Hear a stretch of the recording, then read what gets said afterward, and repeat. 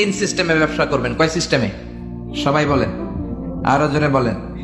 এক নাম্বার হচ্ছে মোশারাকা system. মোশারাকা, partnership.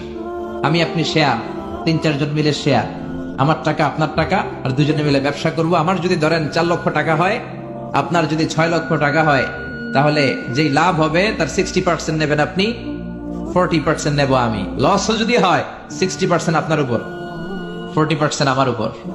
এই ব্যবসাকে বৈধ করেছে কে? আরো জোরে বলেন না। দুই নম্বরে হচ্ছে আল মুদারাবা। মুদারাবা ও বৈধ। মুদারাবা মানে হচ্ছে আপনার টাকা আমার শ্রম। আল্লাহ আমার কোনো টাকা দেয় না, আমি মিসকিন, আমি ফকির, আমি দেব শ্রম, আপনি দিবেন টাকা। কত পার্সেন্ট লাভ হলে কে কতটা নিব এটা আমরা ভাগ করে নিব। কিন্তু লস হলে আমার কোনো লস নাই, কারণ আমার শ্রম আপনার টাকা, আমি যে খাটছি এটাই তো আমার লস, ঠিক কিনা?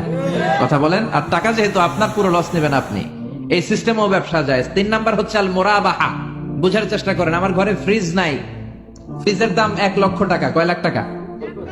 আপনি আমারে বাজার থেকে 1 লক্ষ টাকা দিয়ে একটা ফ্রিজ কিনে আমার কাছে 1,20,000 টাকা বিক্রি করবেন। এটা আমি কিস্তিতে দিব আপনারে, 6 মাসের কিস্তিতে দিব। আপনার লাভ হচ্ছে আপনি 1 লক্ষ টাকা দিয়ে কিনে 1,20,000 বিক্রি করছেন, 20,000 লাভ।